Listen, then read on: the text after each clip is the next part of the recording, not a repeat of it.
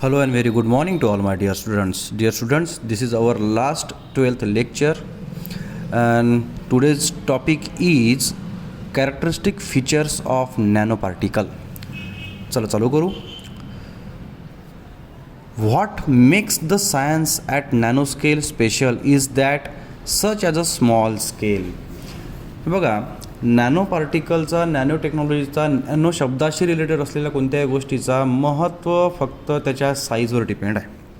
जसं आपण बोललो 1 नॅनोमीटर ते 100 नॅनोमीटर या साईजच्या पार्टिकल्सना नॅनो पार्टिकल्स म्हणतात, त्या मटेरियल नॅनो मटेरियल म्हणतात आणि त्या सायन्सला नॅनो सायन्स म्हणतात.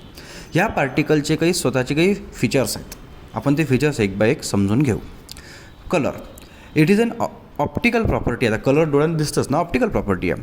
That is different at nano scale. म्हणजे प्रत्येक नॅनो मटेरियलचा, नॅनो पार्टिकलचा कलर हा वेगळा येतो, डिपेंड त्याची साईजनुसार. ठीक आहे. आता गोल्ड तुम्ही पाहताय, गोल्डचा कलर कसा, येलो चमकदार. ठीक आहे, म्हणजे सोनं.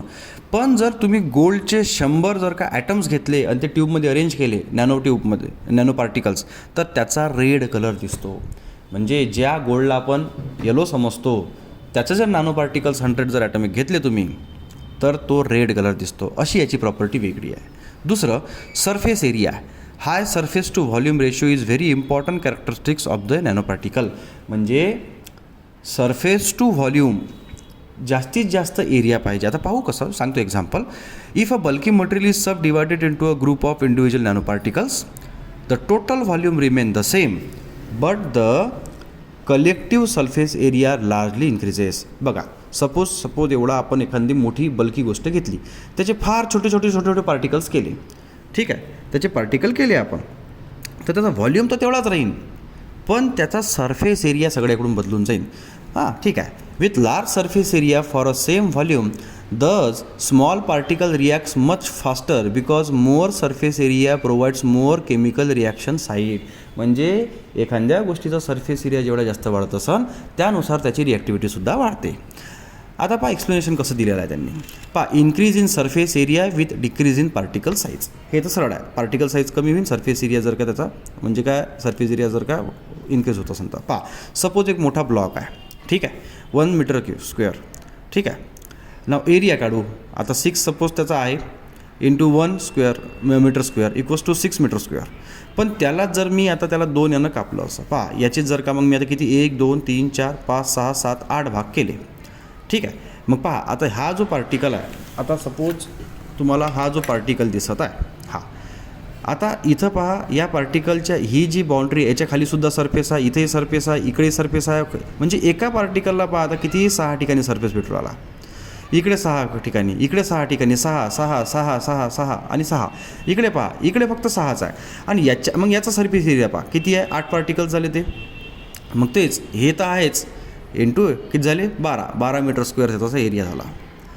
नाव इकडे जर का आपण त्याचे अजून छोटे पार्टिकल्स केले तर पहा तुम्ही नंबर ऑफ पार्टिकल्स किती झाले, हे तर जवळजवळ 27 पार्टिकल झाले. हेन्स इथे जागी फक्त 8च्या जागी 27 टाका. 18 metre square is the new area. म्हणजे त्याचा सरफेस एरिया वाढून राहिला, म्हणजे त्याची रिॲक्शन करणारी साईडसुद्धा वाढून राहिली, म्हणून त्याची रिॲक्टिव्हिटी वाढून राहिली. ना याच्यानंतर आपण catalytic activity. Due to increase the surface area with decrease in particle size. आता जर का एखाद्या पार्टिकलचा सरफेस एरिया वाढला, म्हणजे त्याला ब्रेकडाऊन केलं किंवा एकदम छोट्या पार्टिकलमध्ये बनवलं, जसं नॅनो पार्टिकल्स, तर त्या सरफेस एरिया तर काय होऊन जाते, वाढून जाते. आणि म्हणून nano material based catalyst shows increasing catalytic activity. अशा कंडिशनमध्ये ते जे पार्टिकल्स आहे, एकदम स्मॉल नॅनो पार्टिकल्स जे 1 to 100 नॅनोमीटरवाले आहेत, ज्यांचा सरफेस एरिया फार जास्त असेल, तर त्यांची कॅटॅलिटिक ॲक्टिव्हिटीसुद्धा वाढते. Usually they are heterogeneous catalyst. That means, आता हेट्रोजेनियस म्हणजे काय होते, सपोज जर का कॅटलिस्ट आणि रिॲक्टंट एकाच फेजमधली असेल तो होमोजिनियस. जर का कॅटलिस्ट सॉलिड आहे, जसं की हा आपले नॅनो पार्टिकल सॉलिड, आणि रिॲक्टंट जर का लिक्विड किंवा गॅस असेल तर ते हेटेरोजेनियस असते. असं हेटेरोजेनियस आहे हा. ह्याच्यामध्ये रिॲक्टंट वेगळ्या फेजचा आहे आणि हा जो कॅटलिस्ट स्वतः ॲक्ट होणारे नॅनो पार्टिकल हे सॉलिड्स असतात. ठीक आहे. Now nano particle catalyst can be easily separated and can be recycled. म्हणजे आता एक रिॲक्शन झाल्यानंतर त्यांना सेपरेटही करता येते आणि त्याच्यापासून दुसरी रिॲक्शनही डबल लावू शकतो आपण. जसं एक्झाम्पल, पॅलेडियम झालं, प्लॅटिनम झालं, निकेल झालं, so on. These are use in the hydrogenation of reaction. ठीक आहे. हां, नंतर TiO2 झालं, झिंक ऑक्साईड झालं, जसं आपण पाहिलं होतं हे सनस्क्रीनमध्ये असतात, यांच्यामध्ये फोटोकॅटॅलिटिक ॲक्टिव्हिटी असते. म्हणजे हे काय करतात की हे सूर्याच्या UV रेडिएशनला एक ते ॲब्झॉर्ब करतात, नाही तर मग ट्रान्समिट करून टाकतात दुसऱ्या ठिकाणी, तुमच्या शरीरावर पडू देत नाही. Gold in the bulk form is unreactive. जसं गोल्ड मोठा जर का साईजचा असेल, जसं आपली अंगठी म्हणा की छोटा पार्टिकल म्हणा, तो अनरिॲक्टिव्ह असते. पण गोल्ड जर का नॅनो पार्टिकल, गोल्डचे एकदम छोटे छोटे पार्टिकल केले, नॅनो पार्टिकल केले, तर ते खूप जास्तची रिॲक्टिव्हिटी वाढते म्हणते. ठीक आहे. नाव याच्यानंतर बघा, thermal property, mechanical property, electrical property आणि सिंथेसिस ऑफ नॅनो मटेरियल तुम्हाला यावेळेस सिलेबसला सध्याच्या एक्झाममध्ये 2021च्या सिलेबसमध्ये नाही. ठीक आहे. आता पुढचं बघू. आता बघा, आपल्याला नॅनो पार्टिकलचं आपण बनवले सपोज, मग त्याचं ॲनालिसिस करावं लागेल ना. Now analysis or characterization of nano material. The synthesize material is analyze by the various analytical tools or techniques. The name of the technique and its use is describe in the following table. पहा, आता मी तुम्हाला technique सांगणारा त्या टेक्निकचं नाव, त्या टेक्निकसाठी कोणतं instrument लागते ते, आणि त्या टेक्निक थ्रू तुम्ही काय पाहू शकता एखाद्या मटेरियलमधलं. ठीक आहे. बघा, पहिलं UV विजिबल स्पेक्ट्रोस्कोपी. या टेक्निकसाठी UV विजिबल स्पेक्ट्रोफोटोमीटर पाहिजे. या स्पेक्ट्रोफोटोमीटरनुसार एखाद्या मॉलिक्यूलचं काय दिसते, preliminary configurations of formation of nano particle, म्हणजे फॉर्मेशन नॅनो पार्टिकलचं होत आहे का नाही आहे. दुसरं XRD म्हणजे एक्सरे डिफ्रॅक्शन. एक्सरे डिफ्रॅक्टोमीटर लागते त्याला. पार्टिकल साईज काढतात त्यांना तुम्हाला क्रिस्टल स्ट्रक्चर, जॉमेट्री माहीत पडते, मग कशाची असो. तिसरं स्कॅनिंग इलेक्ट्रॉन मायक्रोस्कोप म्हणजे SEM, त्याला स्कॅनिंग इलेक्ट्रॉन मायक्रोस्कोप लागतो. यानं structure of surface of material, म्हणजे मटेरियलचं स्ट्रक्चर तुम्हाला सरफेस दिसते सरळ सरळ, त्याला मॉर्फोलॉजी असंही म्हणतात. नाव चौथा आहे ट्रान्समिशन इलेक्ट्रॉन मायक्रोस्कोपी. त्याला ट्रान्समिशन इलेक्ट्रॉन मायक्रोस्कोप म्हणजे TEM असंही म्हणतात. यानं पार्टिकलची साईज तुम्ही समजू शकता का, माहीत पडते तुम्हाला. सगळं कम्प्युटर स्क्रीनवर दिसते, तुम्हाला काही करायची गरज नाही. नंतर आहे FTIR म्हणजे फ्रंटियर ट्रान्सफॉर्म इन्फ्रारेड स्पेक्ट्रोस्कोपी. मशीनसुद्धा तीच आहे, फ्रंटियर ट्रान्सफॉर्म इन्फ्रारेड स्पेक्ट्रोफोटोमीटर. यानं काय दिसते, absorption of functional group absorption झाला आहे की नाही, आणि बाइंडिंग नेचर काय आहे त्याचं. आता हे जे राहिले तुम्हाला इन्स्ट्रुमेंटचे जे डायग्राम आहे हे बेटा तुम्हाला माहीत. ठीक आहे. पुढचं थोड्या प्रॉपर्टीज बघू किंवा युजेस बघू. बघा, आता हेच मी तुम्हाला एक सिंपल भाषेत समजून सांगतो. बघा, beautiful ruby red colour of some ancient glass painting is due to the gold and silver nano particles trap in the glass material. पहा, तुम्ही जुने किंवा पुरातन घरात किंवा एखाद्या बिल्डिंग मोन्युमेंटमध्ये तुम्हाला जे ग्लास दिसतात ना, त्याच्या ग्लासवर असे नक्षीकाम केलेलं असते किंवा त्याच्यामध्ये रुबी रेड कलर वगैरे दिसते. तर अशा कंडिशनमध्ये ते लोक त्या काळामध्ये सिल्वर आणि गोल्डचे नॅनो पार्टिकल काढायचे. हां, आता त्या काळामध्ये नॅनो टेक्नॉलॉजी नव्हतीच, पण स्मॉल पार्टिकल ते ॲड करायचे. त्यांना माहीतसुद्धा नव्हतं की नॅनो टेक्नॉलॉजी आहे. दुसरं, द डेकोरेटिव्ह ग्लेज म्हणजे चमक, असं टाईल्सवरची चमक कशी असते तशी. Or metallic film known as lustre found and the some medieval potteries, म्हणजे जुन्या काळातल्या पुरातन काळातल्या पोट्री म्हणजे भांडे पाहिले का तुम्ही, मातीचे वगैरे म्हणा किंवा कलाकृती त्याच्यावर एवढं ते सुंदर त्यासाठी दिसायचे. ज्या नक्षीकाम यानं कशानं करायचे, ते स्पेरिकल मेटॅलिक नॅनो पार्टिकल्सनं करायचे. तिसरं, carbon black is a nano structure material that is use in the tyre of car to increase the life of the tyre. आता 1900 पासून आपण टायरमध्ये क्रांती अशी घडली का टायरमध्ये नॅनो पार्टिकल्स कार्बनचे वापरतात. त्यानं टायरची म्हणजे लाईफ खूप वाढते, टायर लवकर घसत नाही. Carbon nano tubes are made up of graphite sheets, म्हणजे कार्बनचे काय तर ग्राफाईट आहे त्याच्यामध्ये sheet with nano size diameter, म्हणजे तेच आहे 1 to 100 नॅनोमीटरपर्यंत. They are highest strength. तिसरं, फ्युमिंग सिलिका झालं, कंपोनंट ऑफ सिलिका रबर झालं, कोटिंग झालं, सीलंट झालं, ॲडेझिव्ह चिपकणाऱ्या गोष्टी झाल्या, ह्या सगळ्या नॅनो स्ट्रक्चर नॅनो मटेरियलनं बनल्या आहेत म्हणते. ठीक आहे. आता पाहू, can you think visualize the size effect. बघा काय म्हटलं, size difference between the earth and the apple is equal to size difference between the atom and apple. बघा, तुम्ही अर्थ म्हणजे पृथ्वी घ्या, तो सपोज एक टेनिस बॉल, आणि तुम्ही नॅनो पार्टिकल घ्या, तो समजा एक ॲपल. अशानुसार हे कंपॅरिझन आहे असं म्हटलं आहे त्यांनी. आता ॲप्लिकेशन्स पाहू. आता ॲप्लिकेशन्स नॅनो केमिस्ट्रीचे तर आहेच आहे. Nano chemistry plays already contributed to the number of innovative products in various discipline because of their unique physical, chemical, optical, structural, catalytic property and so on. म्हणजे काय होते, नॅनो पार्टिकल्समध्ये ह्या जेवढ्या बोललेल्या जेवढे प्रॉपर्टी आहे, फिजिकल झालं, केमिकल झालं, ऑप्टिकल झालं, स्ट्रक्चरल झालं, त्यामुळे त्यांनी जे क्रांती घडवली आहे म्हणते मटेरियल सिंथेसिसमध्ये, ते अतुलनीय आहे. आता त्या कोणकोणत्या प्रॉपर्टीज आहे, काही शॉर्ट प्रॉपर्टीज आहे, एवढ्याच प्रॉपर्टी राहते असं नाही राहत. बघा पहिलं, nano particles can contribute to stronger, lighter, cleaner and smarter surface. म्हणजे काय, स्ट्रॉंगर असतात, लायटर असतात, क्लीन असतात, सरफेस एरिया चांगला असतो त्यांचा. They are use in the manufacturing of scratch proof glass. जसं ग्लास म्हणजे काच, सन ग्लासेस घालता तुम्ही किंवा कोणचंही म्हणा, पहा मोबाईलची स्क्रीन पहा, स्क्रॅच प्रूफ राहते, त्याच्यावर नॅनो पार्टिकल्स असतात. ट्रान्सपोर्टमध्ये झालं, सनस्क्रीनमध्ये झालं, क्रॅक रेजिस्टंट प्रिंट पहा तुम्ही, ॲडव्हर्टाईज दिसते का ह्या याच्यावर धूळ बसत नाही किंवा क्रॅक पडत नाही, काहून का नॅनो पार्टिकल्स असतात म्हणून. दुसरं अजून आहे, यूज इन इलेक्ट्रॉनिक डिव्हायसेसमध्ये सुद्धा nano chemistry, nano technology use होते. For example magneto resistive random access memory हा एक रॅमचा प्रकार आहे, तरी त्याच्यामध्ये सुद्धा ते मॅग्नेटिव्ह रेझिस्टन्स म्हणजे मॅग्नेटिकवर त्याचा एवढा इफेक्ट पडत नाही, अशी रॅम डेव्हलप केली आहे सध्या नॅनो टेक्नॉलॉजी यूज करून. तिसरं, नॅनो टेक्नॉलॉजी महत्त्वाचा रोल हा आहे का प्युरिफिकेशन वॉटरसाठी वापरतात. आता असं आहे, water contains waterborne pathogens like viruses, bacteria. आता वॉटरमध्ये पॅथोजन्स म्हणजे बॅक्टेरिया झालं, व्हायरसेस राहतात. आता तसं तर काय म्हटलं की 1.1 बिलियन लोकांना म्हणते क्लिअर पाणीच मिळत नाही, अजूनही ते मिळवणं म्हणजे की सेफ ड्रिंकिंग वॉटर मिळवणं हे करंटली हायर प्रायोरिटी म्हणजे महत्त्वाचं आहे. किती आपण क्रांती केली तरी सगळ्यात जास्त पाण्यासाठीच लढाई होणार आहे आणि सगळ्या गोष्टी पाण्यावरच डिपेंड आहे.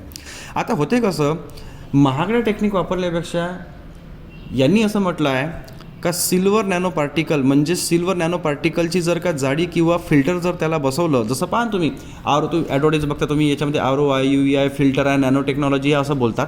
त्या एवढ्या बारीक ते पार्टिकल्स त्या वॉटरमध्ये सोडतात जेणेकरून त्याच्यामधले पॅथोजन्स ते किल होते. जसं silver nano particles act as a highly effective bacterium disinfectant, म्हणजे बॅक्टेरिया मारण्यासाठी सिल्वर नॅनो पार्टिकलची जाडी त्याच्यात बसवली जाते. जसं की इकोलाय फ्रॉम द वॉटर. ठीक आहे, हे जर इकोला जर पोटात गेलं तर डिसेंट्री वगैरे लागणे, एकदम हल्टिंग होणे, माणूस डायरिया होणे याची लक्षणं असतात. तिसरं, सेल्फ क्लिनिंग मटेरियल. आता बघा तुम्ही, कमळ तर पाहिलंच आहे, कमळ कुठं लागते का तर किचड म्हणा किंवा गाटामध्ये लागते. पण कमळाची प्रॉपर्टी पाहते, कमळ lotus plant although grow in the muddy water its leaves always appear clean. पण त्याचे पत्ते पहा तुम्ही कधीही क्लीन दिसतात. आणि असं आहे का तो सुपर हायड्रोफोबिक आहे. सुपर हायड्रोफोबिक म्हणजे तो वॉटरला पसंतच करत नाही, वॉटरचे ड्रॉपलेट तो पत्त्यावर येऊच देत नाही, तो मळ असो का काही असो. आणि त्याच्यावर जर मळ आला आहे डट तर इट रोल्स ऑफ, म्हणजे तो काय करून टाकतो म्हणते तो साफी करून टाकतो. Now lotus effect is the basis of self cleaning windows. आता हे का बरं राहते, कारण लोटसच्या याच्यावर नॅनो पार्टिकल्स राहतात म्हणून. आता प्रत्येक नॅनो पार्टिकलचे वेगवेगळं काम आहे. आता काय म्हणते पहा, जसं आता पहा तुम्ही कारमध्ये बसता किंवा कारची विंडशिल्ड म्हणा, म्हणजे समोरचा काच म्हणा किंवा ग्लास म्हणा, ज्याच्यात आपण मागं बघतो मिरर, चांगल्या क्वालिटीचे पण असे हलके नाही, चांगल्या कारचे, चांगल्या कंपनीचे, त्याच्यावर पहा पाणी जास्त वेळ थांबत नाही. काहून का, हे नॅनो पार्टिकल्स त्यासाठी असे टाकले आहे का त्याच्यावर विंडशिल्ड म्हणा का एक्सटेरियर मिरर म्हणा त्याच्यावर जास्त पाणी राहिलं नाही पाहिजे, ज्यांना काही ड्रायव्हरची व्हिजिबिलिटी कमी ना हो. ठीक आहे, आता नॅनो पार्टिकल आणि नॅनो टेक्नॉलॉजीचा लास्ट पॉईंट, ॲडव्हान्टेज आणि डिसॲडव्हान्टेज, आणि आजचं लेक्चर संपवू आणि हे 12वीचे लेक्चर इथे संपवले. पहा, revolution in electronics and computing. इलेक्ट्रॉनिक्समध्ये कम्प्युटर युनिटमध्ये पहा तुम्ही कमालीची क्रांती झालेली आहे, हे नॅनो टेक्नॉलॉजी याचा टेक पार्ट आहे. Energy sector, nano technology will make solar power more economical. जे एका काळामध्ये सोलर पॉवर फार खर्चिक आणि कमी एनर्जी देणारं होतं, ते नॅनो टेक्नॉलॉजी यूज म्हणून जास्तीत जास्त आता लोक सोलर पॉवरकडे वळले, कमी खर्चात होते. दुसरी गोष्ट, त्याला एनर्जी स्टोअरही खूप लवकर होते आणि मोर इफिशियंटसुद्धा. मेडिकल फील्ड सगळ्यात महत्त्वाची फील्ड, ज्याच्याकडे सगळ्या जगाचं लक्ष लागलं आहे सध्या. काय म्हणतात बघा ना, manufacture of smart drug help cure the faster and without side effect. असे ड्रग्स बनतात, असे सर्जिकल ऑपरेशन्स होतात ज्याच्याकडे नॅनो पार्टिकल्स यूज करून हील केल्या जाते. जसं curing of life threatening diseases like cancer झालं, डायबिटीज झालं, याच्यासाठी सुद्धा आता नॅनो टेक्नॉलॉजीमध्ये फार जास्त मोठ्या प्रमाणावर शोध चालू आहेत. पण आता एक लक्षात घ्या, ज्या गोष्टीचा ॲडव्हान्टेज असते त्या गोष्टीचा डिसॲडव्हान्टेज त्याच्यासोबत लागलेला आहेच आहे. बघू आपण काय काय. Nano technology has raise the standard of living but at the same time it has increase the pollution which include air pollution. Nano technology माणसाचं स्टँडर्ड ऑफ लिव्हिंग वाढलं, मेडिकल फील्ड वाढल्या, इलेक्ट्रॉनिक्स प्रगती केली, कम्प्युटर फील्डनं प्रगती केली, सगळ्या ठिकाणी सगळं चांगलं होऊन राहिलं. पण त्याच्यामध्ये महत्त्वाचं असं आहे का त्यांना पोल्युशनसुद्धा तेवढंच वाढून आलं. नॅनो पार्टिकल तर इन्क्रीज होईनच ना, आणि हे एवढ्या लवकर इझिली डिस्ट्रॉय करता येत नाही, म्हणजे मदर अर्थवर अजून त्याचा भार वाढला. त्यानं काय air pollution, water pollution, soil pollution, so number of pollutions वाढतात. The pollution cause by nano technology is known as the nano pollution. these kinds of pollution is very dangerous for living organism.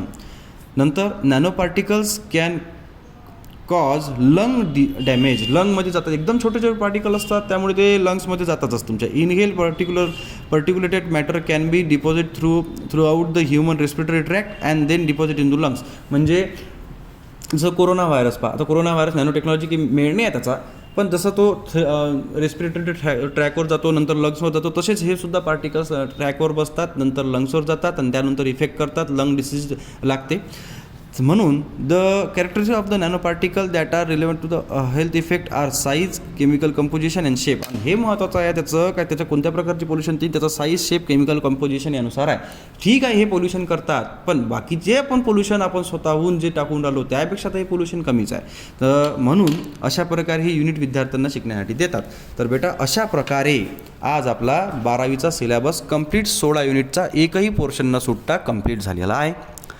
तर तुम्हाला जर सिलेबसमध्ये कोणत्या प्रकारचं difficulty येत असेल कृपया तुम्ही मला विचारा. रोज व्हिडिओ पाहत चला, ठीक आहे. यानंतर आपले व्हिडिओ येईल आणि जे डिफिकल्टीवर तुम्ही प्रश्न विचार त्याच्यावर पण व्हिडिओ काढू, ठीक आहे. धन्यवाद.